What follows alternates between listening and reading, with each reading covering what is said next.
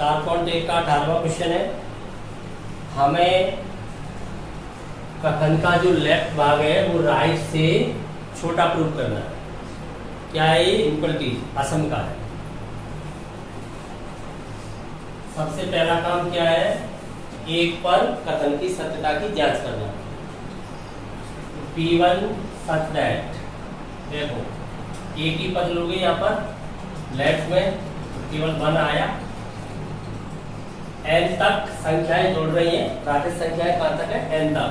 तो उसमें से कोई एक ली पहली प्रथम पद। लेस देन क्या आना चाहिए? Less than. वहां पर क्या लगाओगे?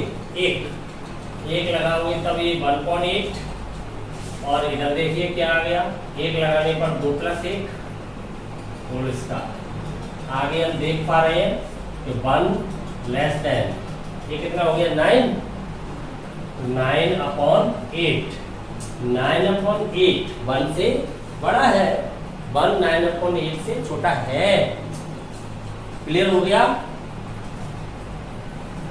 तो ये सत्य हो गया, एम्प्लाइज P1 सत्य है। जब P1 सत्य हो जाता है तो माना Pk सत्य है, तो Pk को सत्य मान लेंगे। सत्य मानेंगे तो Pk such that 1 + 2 + 3 up to kवें पद तक का योगफल है वो 1/8 2k + 1 का होल स्क्वायर से छोटा होगा। इक्वलिटीज फर्स्ट, असम का फर्स्ट। अब इस संबंध का प्रयोग हम Pk + 1 को सत्य सिद्ध करने में करेंगे। अब हम Pk + 1 के लिए कथन को सत्य करेंगे। Pk + 1 को सत्य सिद्ध करेंगे। Pk + 1 युगल कहाँ तक है? ये योगफल k तक। एक पद और आगे बढ़ा देंगे तो 1 + 2 + 3 + up to k। अगला पद क्या होगा? एक अधिक हो जाएगा तो k + 1 होगा। क्लियर? ये जो वैल्यू है, अब यहाँ ध्यान से समझना, ये Pk + 1 का लेफ्ट भाग है। अब इसे हमें प्रूव करना है 1/8। यहाँ पर k + 1 होगा तब क्या हो जाएगा? 2k + 3 का होल स्क्वायर से छोटा। ये वैल्यू आपकी 1 से लेकर के k तक का योगफल आपके पास युगल नहीं है, अपितु उससे बड़ा मान है आपके पास। इस योगफल के बराबर मान आपके पास नहीं है, बल्कि इससे बड़ा मान है आपके पास। तो इसके स्थान पर आप क्या लगा रहे हो? 1/8 × 2k + 1 का होल स्क्वायर, जो इसके इक्वल नहीं, इससे बड़ा है।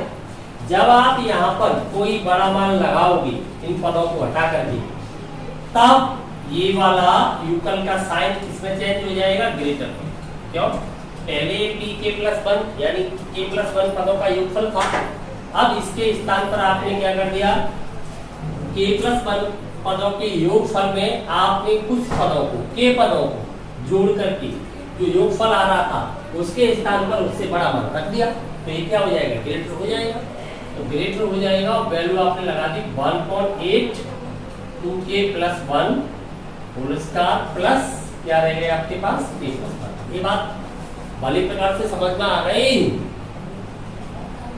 इससे पहले हम इक्वेशन सॉल्व करते थे तो इक्वेशन में क्या था? इक्वल वैल्यू लगाते थे। इक्वल वैल्यू लगाने पर कोई इफेक्ट नहीं आता था, परंतु अब इक्वल वैल्यू नहीं लगा रहे, उससे बड़ा मान लगा रहे हैं। तो बड़ा मान लगाने पर ये क्या हो जाएगा? बड़ा हो जाएगा इससे। ठीक है, अब इसे आगे सॉल्व करें। 8 यहाँ एलसीएम आ जाएगा, 8 एलसीएम ले लूंगा मैं, तब क्या बचेगा आपके पास? देखिए क्या बचता है। इसका होल स्क्वायर ओपन कर देता हूँ, इसका होल स्क्वायर हो जाएगा 4k² + 4k + 1 a + b के होल स्क्वायर से 8 मल्टीप्लाई में चला जाएगा, वहां पर एलसीएम दिया है तो plus 8k + 8। Clear? Is less than 1/8 4k² plus का कितना के हो गया 12, प्लस का आपका हो जाता है 12 के, और प्लस का कितना हो गया 9, इज लेस देन 1.8। इसको देखना है क्या है 2k प्लस 3 का होल स्क्वायर है अथवा नहीं, ओपन करोगे 4k इसका 9 मल्टीप्लाई करके दोगुना करोगे तो 12k। क्लियर, इसका होल स्क्वायर है। आप उसी प्रारूप में देखना चाहते हो तो इसे लिख सकते हैं 1.8, या ध्यान देंगे ट्वाइस k प्लस 1। अब आपने 2 अलग कर लिया, इससे क्या बनेगा 1, 2 कॉमन ले लिया, यहाँ पर क्या रह जाएगा 1 का होल स्क्वायर। अब देखिए जिस स्थान पर n था ठीक उसी प्रारूप में आपका k प्लस 1 कार्य करता है। समझ में आ गई पूरी बात? तो इससे हम कह सकते हैं एम्प्लाइज pk प्लस 1 भी सत्य है जब कभी pk सत्य है। तीनों स्टेप पूरे हो जाते हैं गणितीय आगमन सिद्धांत के। अतः गणितीय आगमन सिद्धांत से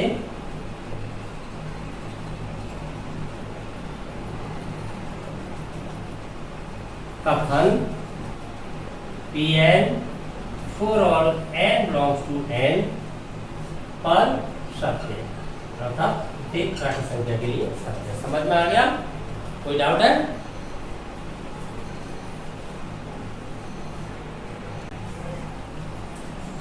उन्नीसवां क्वेश्चन, ये तीनों गुणनखंड जो अलग अलग दिए हैं उनका गुणनफल क्या प्रूव करना है? संख्या 3 का एक गुणज, मल्टीपल ऑफ 3। आपको पता है गुणज क्या होता है? गुणज वो होता है जिसको संख्या पूर्णतः विभाजित कर देती है। गुणज ही तो पाड़ा है। 3 के गुणज वो होंगे जो 3 के पाड़े में आएंगे, 3 की टेबल में आएंगे। 3 उनका एक गुणनखंड अवश्य होगा। अगर कोई संख्या 3 की गुणज है तो उसके गुणनखंड में 3 अवश्य होगा, उसका एक गुणनखंड होना चाहिए। 3 उसको पूर्णतः विभाजित कर देगा, और संख्या पूर्णतः विभाजित केवल अपने गुणज को ही करती है, कोई भी संख्या। तो सबसे पहले क्या करें? 1 पर सत्यता की जांच करें। तो देखिए 1 लगाओगे तो 1, ये कितना हो जाएगा 2, और ये कितना हो जाएगा आपका 6। टोटल कितना हो गया मल्टीप्लाई करके 12 हो गया। तो 12 को आप कैसे लिख सकते हो? 3 × 4 लिख सकते हो। 3 × 4, तो बताइए 3 का गुणज है कि नहीं है? 3 इसका एक गुणनखंड है, गुणनखंड है तो ये 3 का गुणज है, अर्थात 3 इसको पूर्णतः हट लिखेंगे जो 3 का गुणज है। 3 का गुणज होना ही यहां पर सत्यता है। क्लियर? एम्प्लाइज P1 सत्य है। तब माना Pk सत्य है जहां k कोई प्राकृत संख्या है। Pk such that k plus 1, k plus 5 संख्या 3 का एक गुणज है, एक गुणज है। आप चाहें तो इसे मैथमेटिकल इस प्रकार से लिख सकते हो, Pk such that k plus 1, k plus 5 equal 3r। r माने m माने n माने जो भी माने, यहाँ पर r belongs to natural number. तो इससे क्या लिख दिया आपने? जो भाषा लिखी हुई है आपकी यहाँ पर कि संख्या 3 का एक गुणज है, वो ये लिख दिया मैथमेटिकल। 3 का गुणज हो गया, अर्थात 3 इसको r टाइम्स डिवाइड कर रहा है। r क्या हो गया यहाँ पर? भागफल। तो आपको पता है भाजक इंटू भागफल बराबर भाज्य, जब शेषफल 0 है पूर्ण भाज्य करेगा, तो ये क्या हो गया है आपका 3 बटे में भेज दो, यूकल आर टाइम्स विभाजित कर दिया इसमें, समझ में आ गया। 3 के गुणज ऐसे लिख सकते हैं, 3 का गुणज। अब ये 3 का गुणज है तो हमें क्या करना है, k प्लस 1, k के स्थान पर k प्लस 1 लेकर के सत्य सिद्ध करना है। अब हम इसे तो 3 का गुणज मानेंगे, आवश्यकता पड़ने पर इसका यूज किया जाएगा। अब हम pk प्लस 1 को सत्य सिद्ध करेंगे। सत्य सिद्ध से क्या तात्पर्य है, 3 का गुणज सिद्ध करेंगे। pk प्लस 1 यूकल k के स्थान पर k प्लस 1 करना है, तो यहाँ पर क्या हो जाएगा k प्लस 1, ये क्या हो जाएगा k प्लस 2, और ये क्या हो जाएगा k प्लस 6। समझ में आ गया। अब यहाँ पर ये जो राशि प्राप्त हो रही है, ये हमें 3 का मल्टीपल प्रूव करना है, अर्थात इसका गुणनखंड भी 3 होना चाहिए, इसके गुणनखंड में 3 अवश्य होना चाहिए। देखिए कैसे प्रूव करोगे। आप इसका यूज करना चाहते हो तो यहाँ पर कॉमन सेंस का प्रयोग करना चाहिए। इसका यूज करना है हमें, तो इस फैक्टर को ऐसा ही रहने दीजिए। क्यों, ये वापस बनाना पड़ेगा हमें। इस फैक्टर को तोड़ेंगे तभी तो k प्लस 5 मिलेगा। इस फैक्टर से k प्लस 5 नहीं मिल सकता, ये k प्लस 2 है, तो इसको बिल्कुल तोड़ देंगे गुणा करके अलग अलग। ये तो हमारे काम नहीं आ रहा है, ये हमारे काम आएगा आगे। इसमें से हमें 5 अलग कर लेना है, तो इसको हमें ऐसे लिखना चाहिए k प्लस 1, देखना k plus 2, k plus 1 plus k plus 5 पे ले लो, k प्लस 5 प्लस 1 हो गया k प्लस 6। अब मल्टीप्लाई करेंगे, मल्टीप्लाई करेंगे तब k प्लस 1 मल्टीप्लाई करेगा k से, ध्यान से समझना। तो क्या आ जाएगा अपने पास, k into k plus 1, k plus 1 multiply करेगा 2 से, तब क्या आ जाएगा प्लस 2 इंटू k प्लस 1। इतनी बात समझ में आ गई। कर्ली ब्रैकेट ले लेते हैं यहाँ पर। अब मल्टीप्लाई करने के लिए आपके पास क्या रह गया है, k प्लस 5 प्लस 1, यही रह गया। आगे मल्टीप्लाई करेंगे तो ये मल्टीप्लाई करेगा किससे, तो इसको लिखेंगे k प्लस 1 k प्लस 5। इसे ऐसा ही रखेंगे, क्यों कि ये 3 का एक गुणन है, इसे सीधा यूज करेंगे। अब मल्टीप्लाई आपके पास क्या बचा हुआ है, वो सब मल्टीप्लाई कर दो, उसकी हमें आवश्यकता नहीं, तो वो मल्टीप्लाई हम पूरा कर देंगे।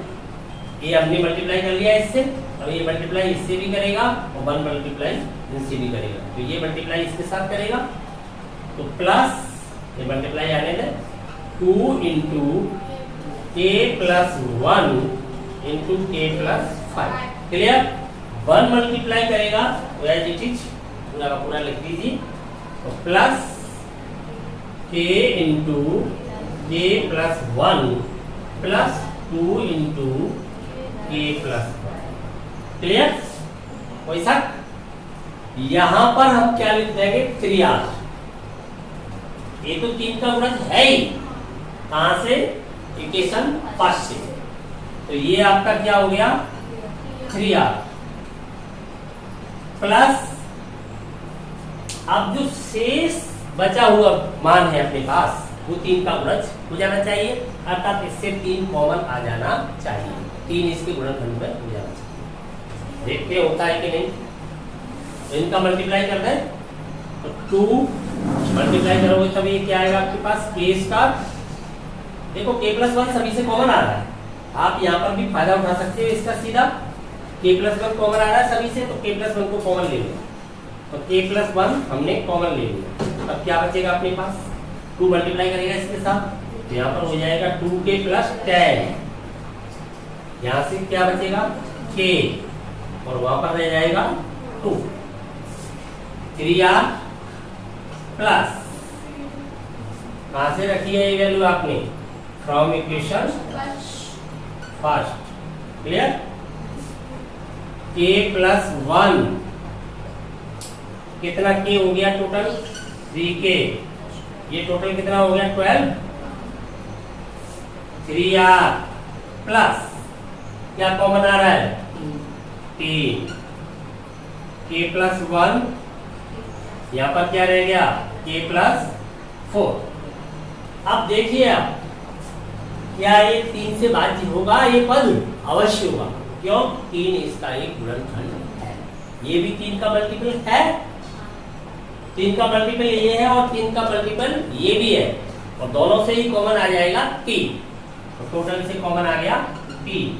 अपने पास क्या रह जाएगा तब r plus k plus 1 into के प्लस 4। आपको जो p के प्लस 1 की वैल्यू फाइंड हो रही है वो 3 का मल्टीपल है, मल्टीपल ऑफ 3 है। अर्थात इस वैल्यू को 3 पूर्णतः भाज्य करता है, पूर्णतः विभाजित करेगा।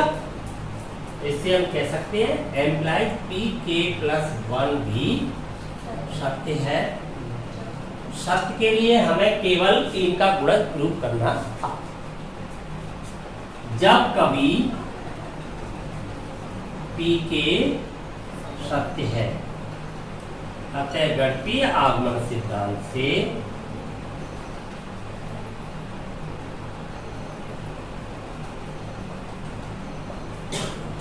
कथन Pn for all n belongs to n के लिए सत्य है।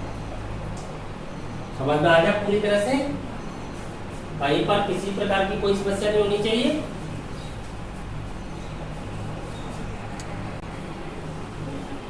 बीसवां प्रश्न इस प्रकार से है 10 की पावर 2n माइनस 1 प्लस 1 संख्या 11 से भाज्य। अर्थात 11 इसका एक गुणनखंड है या एक है ये दी गई संख्या 11 का गुणन है। ये टोटल वैल्यू क्या होनी चाहिए 11 का एक मल्टीपल गुणज होना चाहिए कि नहीं होना चाहिए। ठीक 19वां क्वेश्चन था बिल्कुल उसी वे में। यहाँ पर कह दिया है भाज्य, वहां पर कह दिया था गुणज। तो गुणज हुआ तो भाज्य हुआ, भाज्य हुआ तो ये गुणज हुआ। क्लियर। सबसे पहले क्या करें कथन को मान ले Pn मान ले कथन को तो n इक्वल 1 पर सत्यता की जांच करें। सत्य है इस संख्या को देखिए 10 1 लगाओगे तो 2 माइनस 1 क्या पावर रह जाएगी 1 रह जाएगी प्लस 1 टोटल क्या हो गया 11। 10 में 1 जोड़ के कितना हो गया 11। 11 का गुणज है तो 11 से भाज्य होगा जो 11 से भाज्य है। 11 से भाज्य हो जाना ही सत्यता है। एम्प्लाइज P1 सत्य है।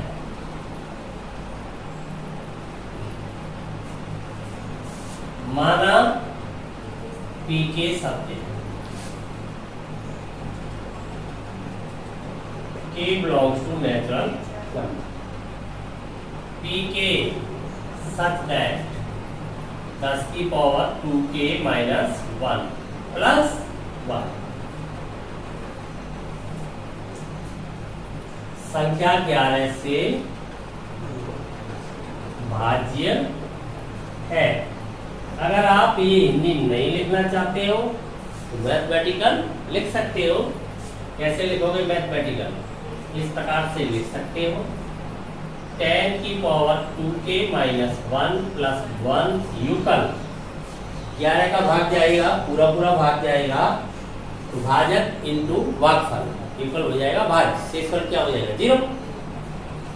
तो 11 और आप क्या मान सकते हो भागफल को कुछ भी मान सकते हो r मान लो।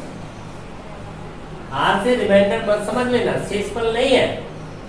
भले ही आप अटके कुछ और भी मान सकते हो जैसे आपने n मान लिया m मान सकते हो। k तो इसमें चल ही रहा है q मान लो क्वेश्चन के लिए ऐसे मान सकते हो। तो 11 क्यू हो गया। लेकिन आपको बताना पड़ेगा कि क्यू बिलोंग्स टू नेचुरल, ये कहना पड़ेगा क्यू बिलोंग्स टू नेचुरल, तभी तो पूर्णतः भाज्य होगा। उधर डेसिमल नंबर थोड़ी आ सकता है, पूर्णतः भाज्य होगा तो वहाँ पर भी इंटीजर होना चाहिए और रिमाइंडर भी 0 होना चाहिए। तो इसे इसी प्रकार से पढ़ा जाएगा कि ये जो संख्या है 11 से पूर्णतः भाज्य। क्लियर? ये आपका हो गया इक्वेशन फर्स्ट। अब pk+1 को सत्य सिद्ध करेंगे। एक स्टेप हमें सत्य सिद्ध करना होता है। pk+1 की वैल्यू क्या आएगी? k के स्थान पर k+1 करोगे तो सीधी वैल्यू ले लो उसकी, यूकल 10 की पावर, देखिए यहाँ पर कितना बढ़ जाएगा 2, 2 इंटू k+1 2 बढ़ जाएगा तो क्या रह जाएगा 2k+1 रह जाएगा टोटल, लिख दूंगा सीधा। तो आपके पास रह जाएगा 2k+1 +1। ये जो वैल्यू है वो 11 का गुणक हो जानी चाहिए, तो 11 से भाग हो जाएगी। करते हैं इसे प्रूव। हमारे पास 10 की पावर 2k-1 की वैल्यू है, इसका हमें यूज करना है। यूज करना है तो भले ही आप इसे ऐसे ही लिखा रहने दें, आप सीधा 2 अलग से बात है, इसको ऐसे ही लिखा रहने दें, तो बाद में करना पड़ेगा एडजस्ट, क्योंकि यूज तो इसका ही करोगे आप आगे। आपको पता है एक ही आधार पर बातों को अलग अलग किया जा सकता है मल्टीप्लाई में। तब आप इसे अलग कर दोगे तो 10 की पावर कितनी अलग हो जाएगी 2, ये 2 अलग हो जाएगी। तो यहाँ पर हो जाएगा आपकी 10 की पावर 2 और ये हो जाएगी 10 की घात 2k-1 +1। समझ में आया है? यूकल 10 की पावर 2 से क्या मतलब है 100, कितना हो गया 100 हो गया आपके पास 100 हो गया। 100 10 की पावर 2k-1 +1 यूकल 100 कैसे लिख सकते हो 99 + 1। क्यों लिखा है ऐसे? क्योंकि मुझे एक अलग करना है ये पीके बनाने के लिए, तो बचेगा कितना 99, और 99 11 से बात हो ही जाएगा इंटू 10 की पावर 2k-1 +1 यूकल अलग अलग मल्टीप्लाई करूंगा तो एक स्टेप तो आपका आ जाएगा 99 इंटू 10 की पावर 2k-1। क्लियर? और एक स्टेप आपका आ जाएगा 10 1 से मल्टीप्लाई करेगा तो कोई भी संख्या 1 से मल्टीप्लाई करेगी तो खुद आ जाएगी 10 2 की पावर k-1 +1। आगे देखें 99 इंटू 10 की पावर 2k-1। यह ध्यान रखें इंटू लगाएं, अन्यथा आप 9910 की पावर समझ लोगे, ऐसा नहीं है। या तो ब्रैकेट लें या डॉट लगाएं, प्लस ये क्या है, यही तो आपने 11q माना है, यही तो है 11q। तो ये क्या है आपका 11q, कहां से फ्रॉम इक्वेशन फर्स्ट। क्लियर?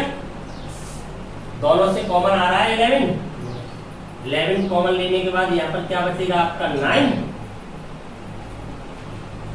11 90 99 हो गया 9 10 की पावर 2k-1 +q।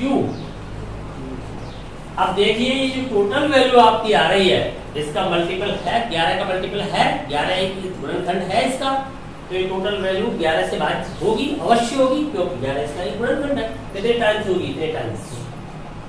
समझ गए? जो संख्या 11 से भाज्य, यही तो प्रूव करना था, 11 से भाज्य है, एम्प्लाइज pk+1 भी सत्य है। जब कभी ये तो सब जानते हो आप, सेम लिखना। क्लियर?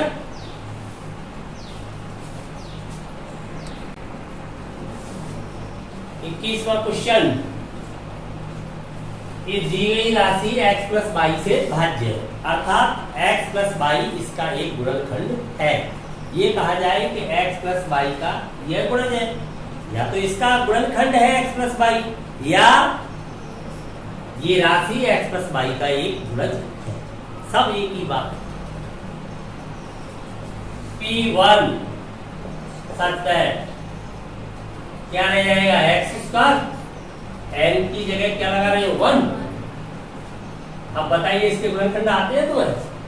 इसके गुणनखंड हो गए x minus y, x plus Y.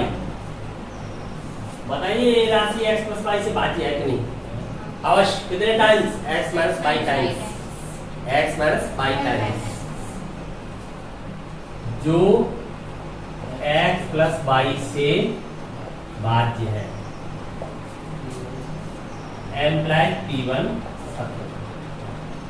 जो बात वहां पर कह रहा है वही बात आ जानी चाहिए तो सत्य हो जाता है। माना P के सत्य है,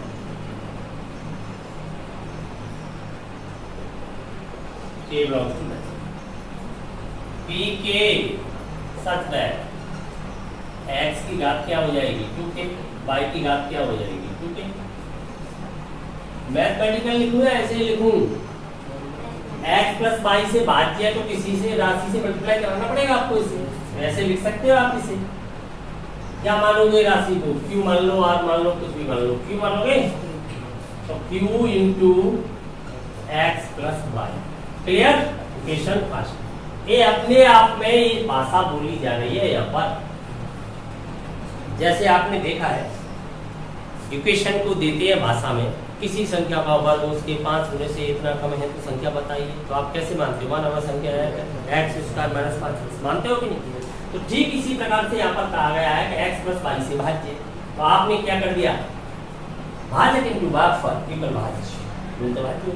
लेकिन इसके लिए क्यूब लॉग टू नेचुरल अवश्य होना चाहिए। यहाँ पर बता दें क्यूब लॉग टू, अभी तो भाज्य होगा। अगर क्यूब डेसिमल नंबर हो गया तो पूर्ण भाज्य कैसे हो जाएगा? ठीक है, आप क्या करोगे? पी के प्लस वन पूर्ण सत्य करेंगे तो सिद्ध करो पी के प्लस वन यूकल लूंगा, सीधा लेफ्ट लूंगा। जो लेफ्ट राइट क्या है? संख्या है, यहाँ पर तो एक राशि है, वो राशि मुझे लेनी है और उसे x प्लस वाई से भाज्य शो करना है। देखिए यहाँ पर k के स्थान पर क्या करोगे? k प्लस वन, यही तो करते हैं। k के स्थान पर आप क्या करते थे? k से आगे बढ़ने के लिए k प्लस वन करना पड़ेगा। यहाँ पर k प्लस वन करूंगा तो ट्वाइस मल्टीप्लाई भी तो कर रहा है, तो क्या हो जाएगा? x की power 2k plus one minus y घात 2k प्लस वन। आगे सॉल्व करें इसे, तो इसे मैं लिख सकता हूं x की power 2k into x square, अलग करके x की power 2k into x square, दोनों बातें अलग अलग आ गई मल्टीप्लाई में। इसी प्रकार से इसे लिख सकता हूं y power 2k into y 2k plus 2, 2k plus 2 अलग अलग करती बनेगा। ठीक है, अब जो मुझे प्रूव करना है उसके अंतर्गत इसका मुझे यूज करना है, तो ऐसा फैक्टर मुझे वहां पर तैयार करना होगा। तो ऐसा फैक्टर कब तैयार होगा? यहाँ पर x की पावर 2k बचना चाहिए, मैं x स्क्वायर कॉमन लूं तब बचना क्या चाहिए? x की पावर 2k। कैसे बचेगा? x की power 2k into x square minus का आना चाहिए, माइनस, ध्यान से समझना,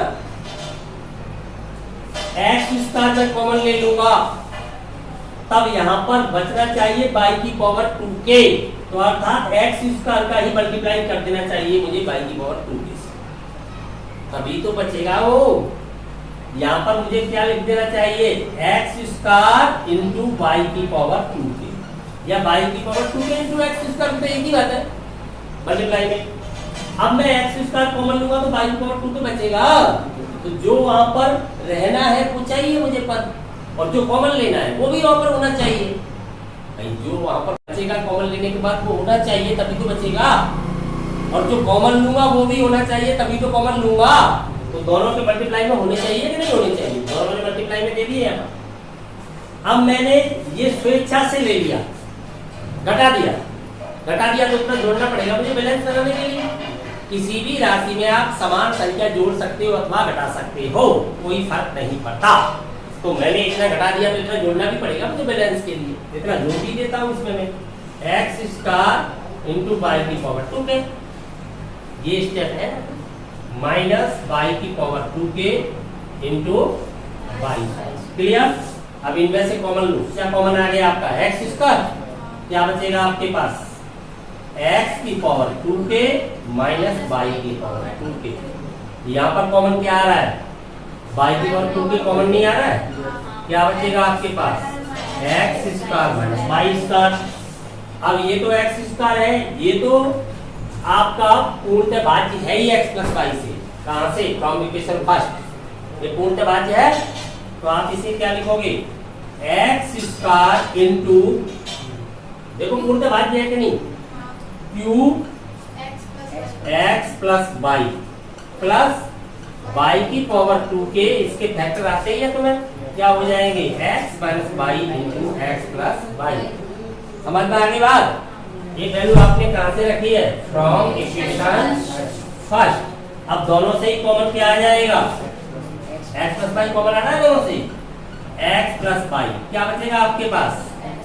x square cube plus y की power 2k into x minus Y.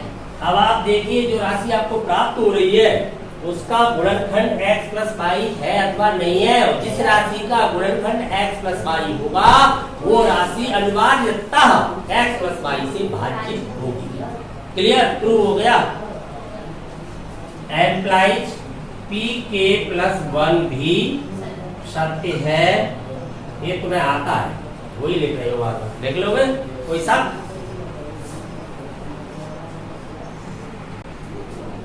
बाईसवां question, हमें इस राशि को संख्या 8 से भाज्य करना है।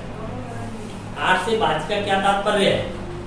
8 का उसमें पूरा भाग चला जाएगा, अर्थात 8 उसका एक गुणनखंड हो जाएगा, अर्थात ये कहें ये संख्या 8 की गुणज होगी, मल्टीपल होनी चाहिए। सब एक ही बात है। P1 सच दैट कितना हो जाएगा? ये मान लगाऊंगा तो 4 हो गई, 3 की पावर 4 हो जाएगी, माइनस 8 माइनस 9। सॉल्व करो, 3 की पावर 4 से मतलब 81, 81 हो गया ना,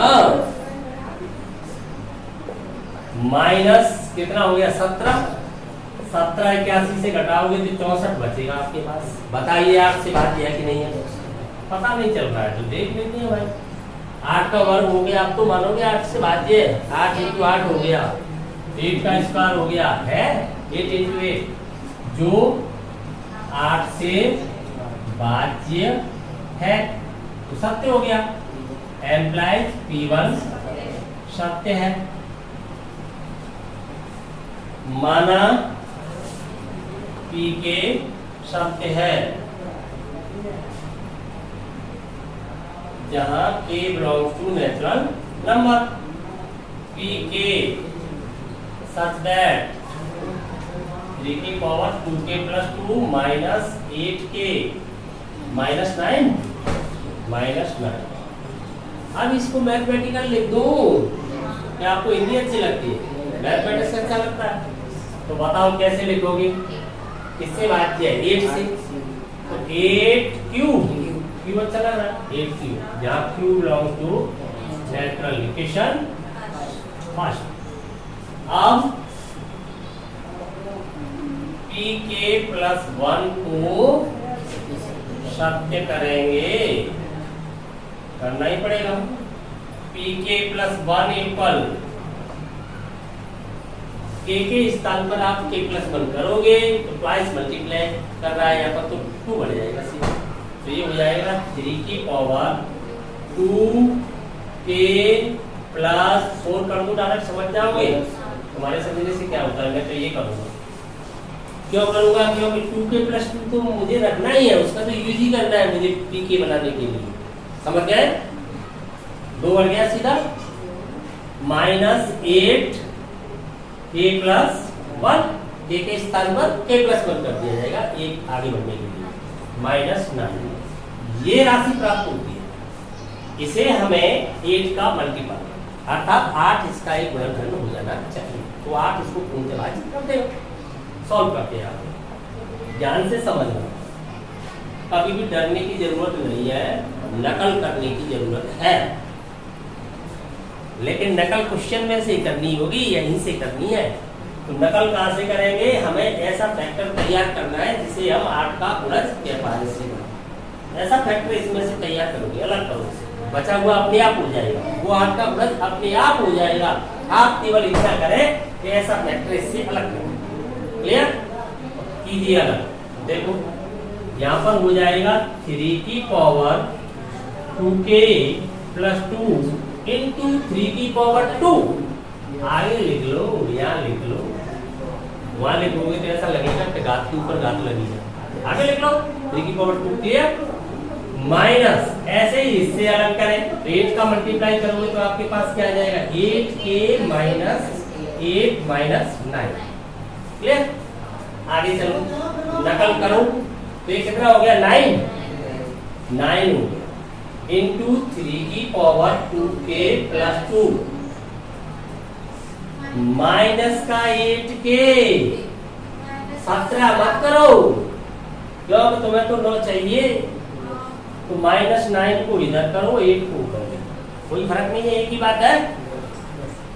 देखिए इसे लिख सकता हूं मैं 1 प्लस 8 इंटू 3 की power 2k plus 2 minus 8k minus 9 minus 8 ऊपर 1 से मल्टीप्लाई करेंगे तो ये हो जाएगा आपका 1 से मल्टीप्लाई करके 3 की power 2k plus 2 plus 8 into 3 की power 2k plus 2 minus 8k minus 9 minus 8। आगे बढ़िए, आगे हम देख रहे हैं 3 की पावर 2k प्लस 2, इसको बाद में लिखूंगा तो माइनस के 8k कहां से लिख रहा हूं, नकल कर रहा हूं pk से, pk बनाना है माइनस 9 बचा हुआ प्लस 8 इंटू 3 की पावर 2k प्लस 2 माइनस 8। ये तो है ही 8q, तो ये तो मैंने लिख दिया 8q, इससे कॉमन आ गया 8, कॉमन ले लिया 8, क्या बचा 3 की पावर 2k प्लस 2 माइनस 1। कहां से लिखा है from equation first. Clear, total से कॉमन आ गया 8, टोटल से 8 कॉमन लोगे तो आपके पास रह जाएगा q प्लस 3 की पावर 2k प्लस 2 माइनस 1। अब ये राशि 8 से भाज्य है अथवा नहीं बताइए, मल्टीप्लाई में आ रहा है, गुणा जा रहा है, 8 का टोटल कितने टाइम्स भाज्य होगी इस ब्रैकेट टाइम्स। कंफर्म, कोई शक, एम्प्लाइज pk प्लस 1 भी सत्य है जब कभी सब कुछ जानते हो। क्लियर, 23वां क्वेश्चन, 41 की पावर n माइनस 14 की पावर n संख्या 27 का एक गुणज है। एक ही पैटर्न पे चल रहे हैं क्वेश्चन, x y हो 14 41 हो, इससे कोई फर्क नहीं पड़ता है, हमें केवल प्रारूप को समझना होता है। गणित के अंतर्गत केवल गणित को समझिए, वहां संख्याएं बदल रही है बदलने दीजिए, पैटर्न को ध्यान में रखिए। हमें संख्या 27 का गुणज अथवा 27 का एक गुणनखंड अथवा 27 से पूर्णतः भाज्य, सब एक ही बात है। सबसे पहले क्या करें, P1 सच दैट 41 रह जाएगा और ये 14 रह जाएगा। 41 में से 14 घटाते हैं तो 27 बचता है, 27 में तो 27 का भाग जाना ही, 27 तो 27 का गुणज है ही, 27 एकम 27 पहला गुणज है जो 27 का गुणज है। 27 का गुणज हो जाना ही तो सत्यता है, गुणज है। Implies P1 is true. जब P1 ट्रू हो जाता है तब किसी पर्टिकुलर नेचुरल नंबर पर उसे ट्रू मान लेते हैं। वो पर्टिकुलर नेचुरल नंबर K मान रहे हो, M मान रहे हो, R मान रहे हो, ये तो अपने ऊपर निर्भर करता है, कुछ ही मान सकते हैं। तब माना PK सत्य है, यहां पर K belongs to natural number.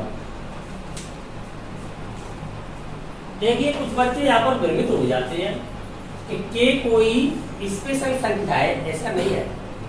K के स्थान पर तो हम कोई भी संख्या ले सकते हैं, परंतु वो नेचुरल नंबर है, ये यहाँ पर विशिष्ट है, तो वो नंबर नेचुरल है। K मान सकते हैं, M मान सकते हैं, कुछ भी मान सकते हैं, ठीक है। PK सत्य है, 41 की घात K माइनस 14 की घात K। मैथमेटिकल लिखोगे कैसे लिखना चाहिए? फिर 27 से गुणा जाए तो 27 क्यों नहीं लिखोगे, M नहीं लिखोगे, M से डर लग रहा है तो क्यों, चलो 27 क्यों हो गया, जहां Q बिलोंग्स टू नेचुरल, ठीक है। K belongs to natural, Q belongs to natural, तो K कोई नेचुरल में है तो नेचुरल तो इनफाइनाइट होता है, उसमें तो कितने भी और माने जा सकते हैं, ठीक है, नेचुरल है। अब क्या करोगे? अब हम PK प्लस 1 को सत्य सिद्ध करेंगे, अनिवार्यतः करना ही पड़ेगा। PK प्लस 1 इक्वल K के स्थान पर क्या कर दोगे? K प्लस 1, तब ये क्या हो जाएगा? 41 की पावर K प्लस 1 माइनस 14 की पावर K प्लस 1। ये जो राशि है वो 27 का मल्टीपल होना चाहिए। अब हम क्या करेंगे? नकल। नकल के लिए क्या चाहिए? अकल। नकल करेंगे, ऐसी नकल नहीं करेंगे कि किसी अन्य किताब से देख के नकल करेंगे, क्वेश्चन में से ही नकल करेंगे, क्योंकि हमें इक्वेशन फर्स्ट का यूज करना है। यूज करना है तो ऐसा फैक्टर हमें इसमें से तैयार करना है। तो सबसे पहले देखो, समान आधार पर गुणा में घातें जुड़ जाती है तो वो अलग अलग भी हो सकती है, तो अलग अलग करोगे। तो यहाँ पर हो जाएगा आपके पास 41 की पावर K इंटू 41। 41 को पहले लिख देते हैं, बाद में लिखो, बाद में लिखोगे थोड़ा सा स्पष्ट रहेगा। पहले लिखोगे तो ऐसा लगेगा कि 4141 की घात के रख लिया है, डॉट हट गया तो ठीक है, माइनस इसे भी अलग अलग कर दो, 14 की पावर K इंटू 14। कंफर्म हो गया। तो इसलिए सुविधा की दृष्टि से बाद में क्यों लिखा है कि आपको भ्रम उत्पन्न नहीं हो, एक ही संख्या नहीं मान बैठे कहीं। चलिए अब ये मुझे तैयार करना है, तो ऐसा बचना चाहिए और ये हटना चाहिए। तो इसको तो हटाऊंगा, इसको वहां पर लिखूंगा, तो जो शेष रहेगा वो भी होना चाहिए, और जो वहां पर से प्राप्त करूंगा कॉमन लूंगा वो भी होना चाहिए। दोनों मल्टीप्लाई में होने चाहिए, तभी तो कॉमन ले सकता हूँ। कॉमन तभी ले सकता हूँ जब वो वहां पर है, वहां पर शेष तभी बचेगा जब वो वहां पर है। तो फिर क्या करना चाहिए मुझे? 41 की पावर K इंटू 41 माइनस 41 तो मुझे ऐसे हटाना है, तो ये तो मुझे चाहिए, और ये वहां पर मुझे छोड़ना है, प्राप्त होना चाहिए। तो इसे लिखो, तो 41 की पावर K इंटू ये हटाना है, तो क्या लिखोगे आप? 14 की पावर K चाहिए ना, 41 की क्यों चाहिए? 14 की पावर K चाहिए, 41 नहीं लिखेंगे, 14 की पावर K चाहिए मुझे। 41 की पावर K तो मेरे पास है ही, 14 की पावर K मुझे वहां पर छोड़ना है, और 41 को मुझे वहां से हटाना है। ये मैंने यहाँ से घटा दिया तो मेरे घर की सरकार तो है नहीं, तो घटा दूं कोई कुछ नहीं कहिए, तो गणित का क्वेश्चन गलत हो जाएगा, तो मुझे बैलेंस बनाना पड़ेगा। गणित के अंतर्गत आप इस कलम से कुछ भी लिखते रहिए, गलत नहीं आंसर आएगा। कब तक? जब तक आप बैलेंस बनाते रहोगे। आपने कुछ भी जोड़ दिया उतना ही घटा दो, आपने आवश्यकता के अनुसार मल्टीप्लाई कर दिया उतना डिवाइड कर दो, समझ रहे हो, एंटी ऑपरेशन करते रहते हैं। तो यहाँ पर हमने किसे घटा लिया, उतना जोड़ दो, नो इफेक्ट, बैलेंस बराबर हो गया बराबर बैलेंस। आपके पास अगला स्टेप क्या बचता है, 14 की पावर k इंटू 14, ये तो आपके पास है, क्लियर। ये स्टेप आपका ये लिखा हुआ है पहला, लास्ट वाला ये लिखा हुआ है, बीच में आपने ये वैल्यू सब्ट्रैक्ट भी कर ली है और ऐड भी कर ली है। अब कॉमन लीजिए आप, क्यों कर लिया आपने इतना सब्ट्रैक्ट और ऐड, ये आप स्वयं समझ पा रहे हो, कॉमन सेंस है, क्योंकि आपको ये प्राप्त करना है, ऐसा स्टेप बनाना है। इसे बनाने के लिए आपको तभी बना पाओगे जब ऐसा वहां पर होगा और कॉमन लेने वाली संख्या भी वहां पर होगी। कॉमन लीजिए, क्या कॉमन आ रहा है दोनों से, 41 आ रहा है, 41 मैंने कॉमन ले लिया, क्या बचेगा 41 की पावर k माइनस 14 की पावर k, बच गया आपका pk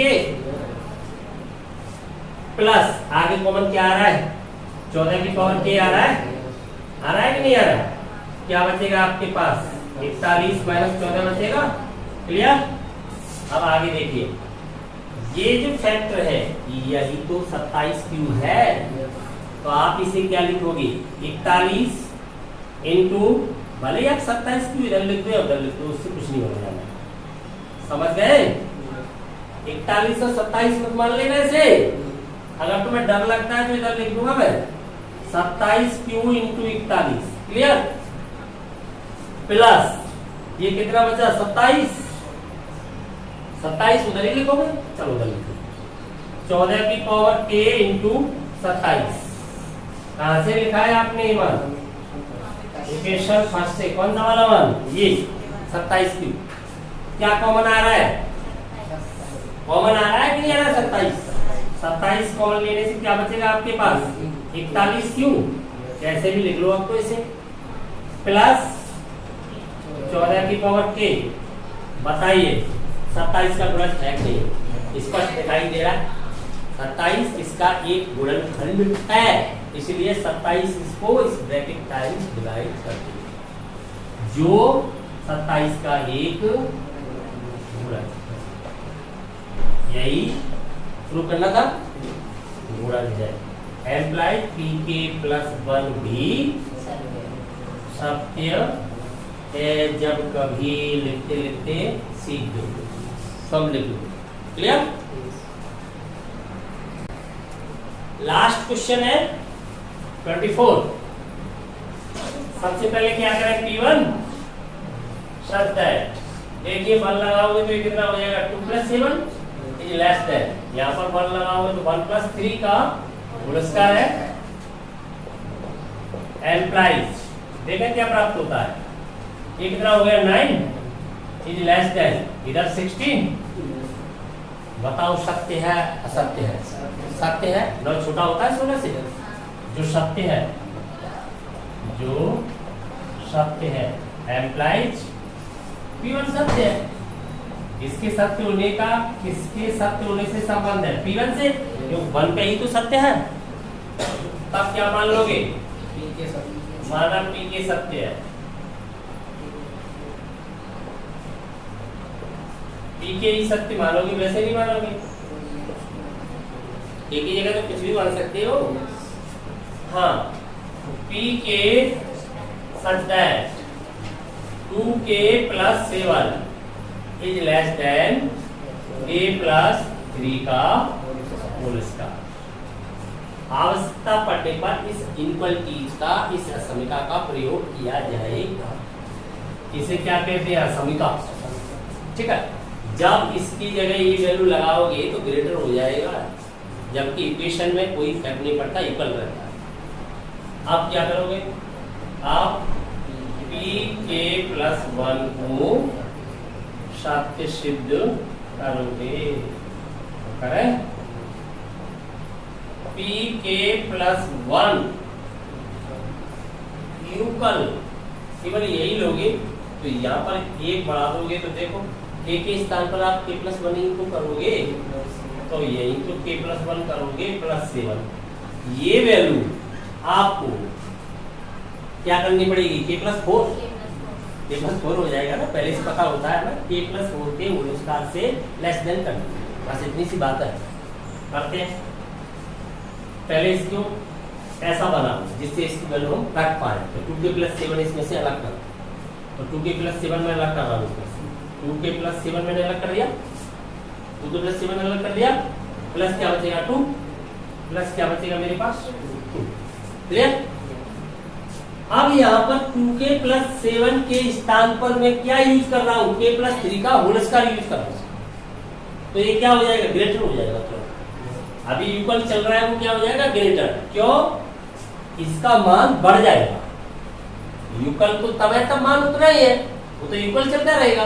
लेकिन आप मान को बढ़ा दोगे ग्रेटर नहीं हो जाएगा, उसी वक्त कम कर दोगे तो लेस हो जाएगा। तो यहाँ पर कौन सा साइन यूज हो जाएगा, तुरंत ग्रेटर।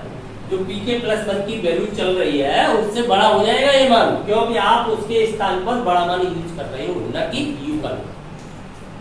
तो यूज करो इसे, तो k+3 का होल स्क्वायर यूज कर दिया, इसकी वैल्यू प्लस क्या रह गया आपके पास 2। कहां से, इनवर्टिंग फर्स्ट आपने 1 से यूज कर दिया। अब देखिए ये जो वैल्यू आ रही है, आप इसका होल स्क्वायर ओपन कर दो तो क्या आएगा, k² + 6k + 2 ऐड कर दूं साथ ही, देख लो 11 कर दूं, समझ जाओगे ना। तो 11 k+4 का होल स्क्वायर ही तो बनाना है मुझे। तो अगर मैं इसमें कोई और राशि जोड़ देता हूं तब तो नहीं था, ये चिन्ह ऐसे ही बना रहेगा। कितना भी बढ़ाता रहूं इस चिन्ह पर कोई प्रभाव नहीं पड़ेगा, परंतु यदि मैं इधर से कम करता हूं तो प्रभाव पड़ सकता है। मैं इतना कम कर दूं कि प्रभाव पड़ जाए और नहीं भी पड़ सकता है। लेकिन गणित के अंतर्गत कोई भी काम सख्ती में नहीं किया जाता। कब किया जाता है, जब फाइनली क्लियर हो जाता है तब किया जाता है। तो क्लियर करके मैं कर रहा हूं काम, तो इसमें जोड़ सकता हूं मैं। तो मैं अलग से यहाँ पर आप देख लूं कि k+4 का होल स्क्वायर मुझे प्रूव करना है। ये होता क्या है, k² + 8k + 16, यही तो करना चाहता हूं। तो देखिए इसमें 2k जोड़ना चाहता हूं और 4 जोड़ना चाहता हूं, तो जोड़ सकता हूं ना। कौन रोकना है जोड़ने के लिए, यही चिन्ह बना रहेगा ना। अपनी इच्छा से जोड़ सकता हूं, लेकिन कम नहीं कर सकता था। कम करने के लिए मुझे प्रमाण देना पड़ता कि फिर भी बड़ा है कि नहीं, लेकिन जोड़ने के लिए कोई प्रमाण नहीं देना पड़ेगा। क्यों नहीं देना पड़ेगा, k belongs to negative. Positive ही तो जोड़ रहा हूं, k कभी नेगेटिव हो नहीं सकता है, तो मान बढ़ेगा ही, तो कम तो होने की संभावना ही नहीं है। और जो नंबर जोड़ूंगा 4, वो तो 4 है। तो यहाँ पर मैं अपनी इच्छा से आवश्यकता के लिए जोड़ रहा हूं, k² + 6k + 11 प्लस कितनी आवश्यकता है मुझे, 2k प्लस 4 की आवश्यकता नहीं है मुझे, 5 की है, 16 चाहिए, 5 की आवश्यकता। अब 2k + 5 मैंने स्वेच्छा से जोड़ दिया है। क्यों जोड़ दिया है, क्योंकि ये चिन्ह तब भी परिवर्तित नहीं होगा। 9 बड़ा होता है 3 से, तो 9 में कुछ भी जोड़ दो तब भी तो बड़ी संख्या आएगी कि नहीं आएगी। क्लियर है कि नहीं है, इज ग्रेटर देन, ये क्या बन गया बताइए, k² + 8k + 16, और इसे कह सकते हैं हम एम्प्लाइज k+4 का होल स्क्वायर, है कि नहीं। इसे ही आप k+1 + 1 का होल स्क्वायर कह लो, और डर लग रहा है तो 3 दिख जाएगा आपको, k+1 + 1। क्लियर होगी बात, इतना ही समझ में आ गया। एम्प्लाइज pk+1 भी सत्य है जब कभी ये एक्सरसाइज आपकी समझ में कैसी आई, एकदम मस्त, नकल करना सीख गए। लेकिन नकल कहां से कर रहे होते हैं, पीके से। हमारा उद्देश्य होता है कि किसी भी प्रकार से हम पीके का प्रयोग करते हैं। पीके का प्रयोग कभी कर सकते हैं जब वैसा स्टेप हम तैयार कर लेंगे। तैयार करने के लिए हमें जोड़ना भी पड़ सकता है, घटाना भी पड़ सकता है, गणित का कोई भी ऑपरेशन करना पड़ सकता है।